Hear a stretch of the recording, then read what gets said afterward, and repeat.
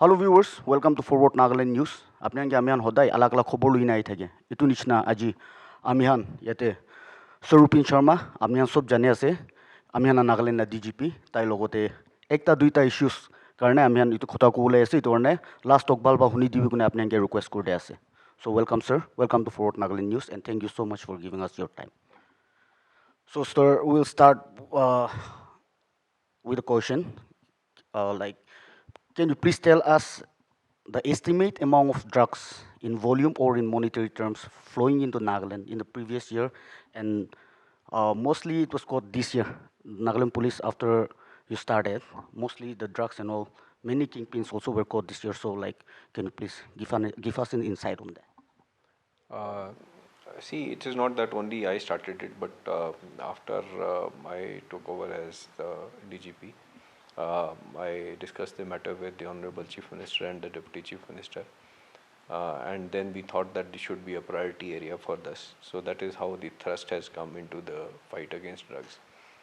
Uh, as regards the amount of drug which is flowing into Nagaland, I don't think there is any estimate which is possible. I don't think anyone has carried out any survey on this. Even if anyone was to carry out a survey, it will be very difficult to come to any figures which are possible, because the very nature of the drug trade is that it is very clandestine. People don't come to know what is happening, who is doing it. We don't come to know. Secondly, among the drug traffickers as well as the users, it is a very close-knit community. They don't want to tell anyone about what they are doing. Even if we catch someone, there is a tendency among them not to disclose the names of others. So it's very difficult to estimate how much of drug is flowing into Nagaland. Uh, However, even if you say it is a very conservative estimate, if we say about, say, 10% people take drugs, I'm saying 10% take drugs, then we are looking at almost a population of almost 2 lakh drug users. Even if I'm wrong, it will be at least 1 lakh drug users in Nagaland minimum. Even if we say 5%, it is 1 lakh drug users. These drug users could be of various types. Some of them who take, say, 3 to 4 doses per day. Some of them who are just taking a single dose per day. Some of them who will probably take something for fun once in 10 days or 5 days. But the numbers are very alarming.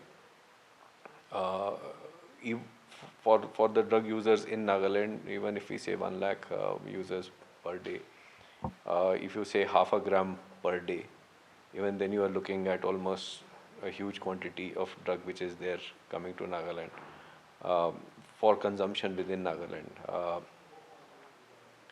Besides this, Nagaland is a very big and fertile route for transportation of drugs um, to Assam, West Bengal, Bihar, Calcutta, Karnataka, Delhi, Haryana, Punjab. So we have found linkages where people have been taking drugs from Nagaland, through Nagaland, I would say, through Nagaland to various parts of the country. Uh, on a very conservative estimate, for the last year, which means from 1/1/23 to 31st of December 23, we caught drugs of worth almost 203 crores in Nagaland. Uh, Even if we say that we have done a wonderful job, which we have done a decent job, but even if we say that we've done a wonderful job, I don't think that we are catching more than 1% of the total drugs which is flowing through Nagaland or which is coming through Nagaland. So you can imagine that Nagaland could uh, easily be a transit or a consumption point for almost, say, minimum of 10,000 crore rupees of drugs every year, which is a huge quantity. And mind you, in this, the figures that we are giving, a lot of figures are because of opium and heroin, which is popularly called as sunflower. We are not even factoring in the huge quantities of pharmaceutical drugs which are consumed, which is why the cough syrups or alprazolam tablets or any other painkillers or others, which is in a huge quantity. So the situation is very, very alarming as regards the drug trafficking in Nagaland. So what is the most common drugs used in Nagaland? And nowadays we find many teenagers, those sorting sunflower.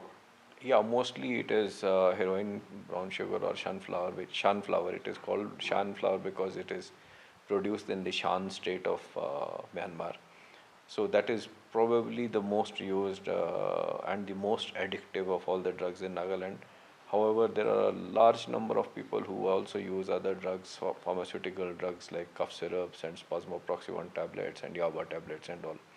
But brown sugar and heroin are the two most widely used drugs in Nagaland. Okay. So where are all these drugs coming from, sir? It all comes through Myanmar. The production center is in Myanmar. Some of it is grown in parts of Manipur, and then it is refined either in Manipur or sent across to Myanmar, and then it comes back to Nagaland. Luckily for us, we do not have any major centers of production of opium in Nagaland. So it is not, opium is not grown in Nagaland at all as per our information, but yes, definitely in Manipur in some parts it is grown. So all of it is coming to India from Myanmar and from Manipur. So Manipur is both a growing place where it is grown as well as where it is sort of manufactured. So, sir, do you believe that addiction is a disease? Yeah, definitely. I mean, addiction is a disease. It is an ailment. I think we need to look at it as a disease. But I would add one more thing, that we should look at addiction as a disease only for those people who want to refine themselves, who want to change themselves. Okay. If we look at any other normal disease, whether it is COVID or a viral fever or any other thing, a person who is sick or who is ill would want to get cured. Okay, for someone who does not want to get cured and he wants to make money out of it, then he's a criminal. He is no longer a person who is having a disease. So, do you think that addiction disproportionately affects the poor, sir? Affects the Poor. Disproportionately affects the poor. it does. See, the ordinary man feels, or a poorer person feels that by taking drugs or intoxicants, whether it is liquor or opium or spasmoproxy 1 tablets or heroin or something, he thinks that by taking a dose he can forget his worries. However, that is not true. In fact, by taking drugs, he is only increasing his worries because a lot of his budget of whatever he earns goes towards purchase of drugs. So it is a bad thing, it is a wrong thing to think that if you take drugs, you will forget your worries. It will not take your worries away. It is just increasing your worries. So, sir, numerous studies have shown that there is a positive correlation between drug addiction and high level of youth unemployment, which seems to suggest that many people do drugs to cope with their reality than just for recreation. Do you think that criminalizing drugs use is the solution when most experts in the field would say that it is just a band-aid and it is not addressing the real underlying issue? See, as I said, it is an ailment. It is also a psychological problem where we think that if we take drugs, it will cure our ailments, it will cure our problems, we will forget our worries. Unemployment or inability to fend for yourself or fend for your families is also is also a sort of a psychological thing, in the sense that firstly a person who feels that he is unemployed needs to know why he is unemployed, and there is no person who cannot do something or the other. Okay, so unemployment, sort of absolute definition of unemployment, is also a myth. Some people can definitely find some work to do. Okay, if you think that there are people who may be graduates and he think that he will only get a job, a white collar job on a desk, and he's not willing to do anything, and he thinks that he's unemployed, he cannot do anything, let him consume drugs. I think that is not a correct approach for them to do. Unemployment may add to your worries, okay, but if you take drugs, those worries will add to the worries of unemployment also. And the problem is that if you take drugs, tomorrow you will become unemployable because you cannot appear in any exams or any tests or any boards where you can get a job, because with this disease or with this ailment, there come other side effects which will make you sort of unable to attend to any government work or any employment. So it's not a good thing to indulge in drugs. On the other side, when you said that studies may have shown that drugs, there is a correlation, but and we are only doing, say, applying the balm. I don't think it is fully true.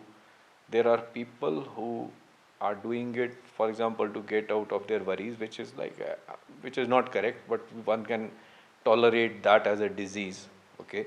But there are others who are selling it to make a living, who are wanting to make a profit out of it.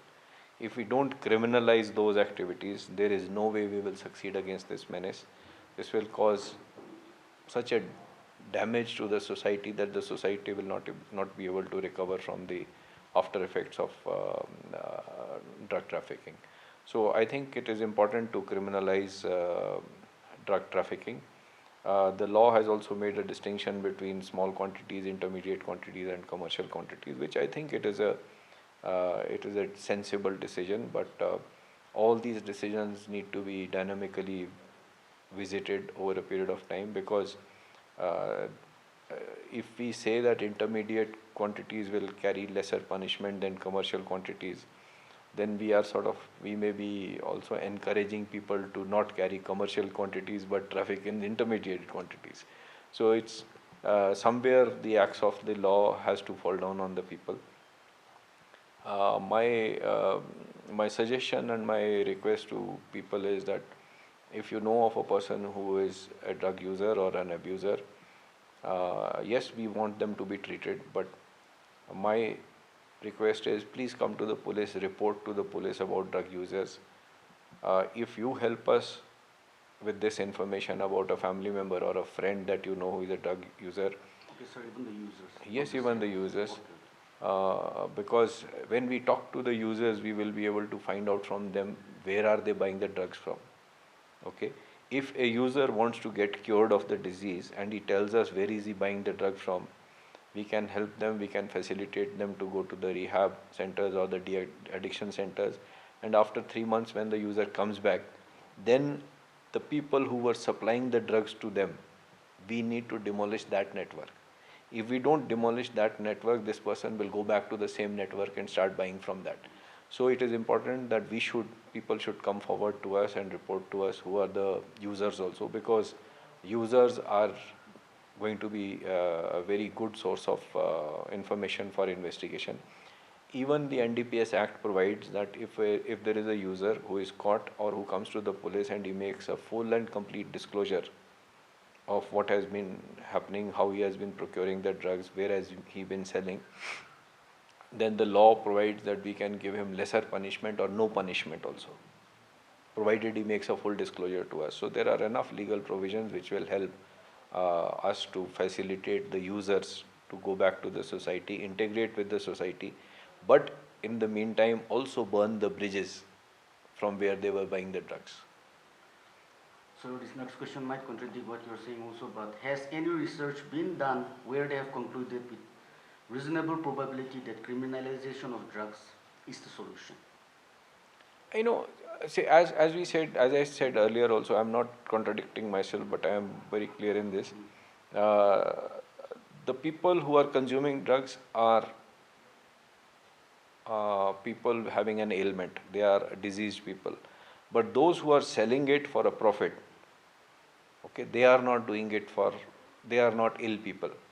They are doing an organized crime. They are a mafia. They need to be taken to task. The strong arm of the criminal laws needs to come down heavily on them, because you need to stop the supply of the drugs. So if only we can take action against those people, we can stop that. Otherwise, we cannot stop that. So it has to be a two-pronged approach, where the users or the abusers have to be told to go to the de-addiction and rehab centers, whereas the sellers, they have to be acted against for a criminal act. So now, sir, given the current political turmoil in Bangladesh, as we all know, do the law enforcement agency in Nagaland have any countermeasures in place to tackle the influx of more illegal immigration from Bangladesh and especially in Dimapur?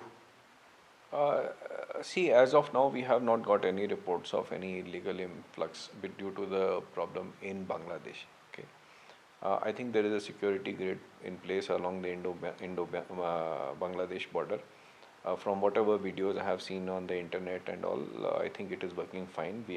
I think the government of India has also been very uh, much able to prevent of mass exodus from Bangladesh to India. So there is currently not too much of a cause for worry for people in Nagaland. However, we have briefed and activated our police stations, SPs and police stations and SDPOs down the line to talk to the local community leaders and also to the police stations and brief the people that if there is anyone who is coming, please report to the police so that at least we know who is coming. What will be done with them is a different issue. It is a secondary issue. The first thing is to know how many people have come. But so far as my information goes, I don't think there has been any report of any influx into Nagaland because of the current problem in Bangladesh. So the Northeast India right now is placed in a very precarious position. Right now we have Myanmar from where drugs are flowing in the region, and now we have Bangladesh, which is all likelihood seems to reverse its standing on India, which would most likely turn the country back to a safe haven for Northeast insurgents. And given all the political instability in the region, are there any plans in place to tackle these issues should it go out of hand, sir? I know. I think drugs. It is an ongoing thing. I, I have explained to you about the instability in Bangladesh. We wish Bangladesh well. We wish that normalcy returns to Bangladesh so that there is no exodus from Bangladesh to India. We wish that the wounds of whatever is happening in Bangladesh heal up fast, um, so that uh, there is no problem for anyone in Bangladesh. On the other hand, I think Government of India, which has the primary responsibility, is I think on its toes. I'm sure at the senior level, the Government of India would be talking to the Bangladesh government for restoration of normalcy and for better relations between India and Bangladesh. Um, about the Northeast insurgent groups, I would not be able to say about all the groups, but I wish and hope that the groups, the Naga groups, will probably not go to Bangladesh for safe havens because they are in talks with Government of India. Uh, and also, if they go there, it will be sort of breaking a promise, and the confidence between Government of India and them will become lesser. So I don't think there is any possibility. However, there could be uh, there could be an outright possibility of something happening. So if something gets reported to us, we will start acting on that. Sir, one personal question from my side. Sir, as we go for uh, reporting and all the Assam Khatkati nearby, when we go, if there is, if they caught drugs and all, or any problems, accidents or anything happens, at least we can talk with the Thana in charge or the IC, the in charge officer and all. But why in Nagaland we media persons, we have to wait for PRO?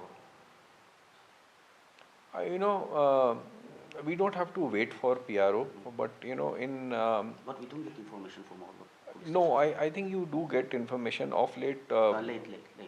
Yeah, see, if you get information, you get a bit of it late. Hmm. See, there are a few types of cases where we sort of hold back onto information. For example, like drugs is one cases where we hold back the information because we catch one person and we tell you, then all his other co-associates and co-conspirators, they get alerted. So that is where we want to hold back information.